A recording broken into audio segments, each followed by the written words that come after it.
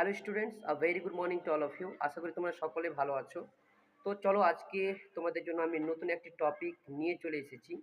আর সেটি হচ্ছে আমাদের টেন্সে যে সমস্ত আমরা হেল্পিং ভার্বগুলো দেখে থাকি, সেই হেল্পিং ভার্বগুলো অ্যাকচুয়ালি আমরা কোথায় ব্যবহার করব। বেশ কিছু হেল্পিং ভার্ব রয়েছে, সেখানে অনেক ছাত্রছাত্রীর সমস্যা রয়েছে, যেটা হয়তো আমরা বুঝতে পারছি না যে কোথায় কোনটা ইউজ করব। তো আজকে আমরা এই ভিডিওর মাধ্যমে শিখব যে কোন হেল্পিং ভার্ব কোথায় ইউজ করব। তো চলো প্রথমে আমরা হেল্পিং ভার্ব কোনগুলো আছে সেগুলো প্রথমেই জেনে নিই। তো হেল্পিং ভার্ব বলতে এখানে আমরা দেখতে পাবো যে ডু, ডাচ, ডিড, তারপর হচ্ছে am, is, are, was, were, have, has, had, shall এবং উইল। তো এগুলো হচ্ছে আমাদের কি হেল্পিং ভার্ব। এর মধ্যে আবার কিন্তু ভাগ রয়েছে, বি ভার্ব রয়েছে, ডু ভার্ব রয়েছে এবং কি হ্যাভ ভার্ব রয়েছে।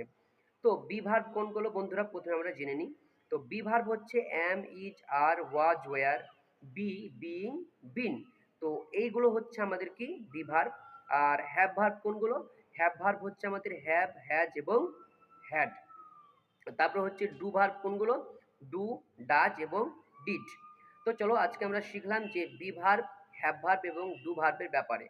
তো অ্যাকচুয়ালি এই যে হেল্পিং ভার্বগুলো রয়েছে এগুলো কোথায় ইউজ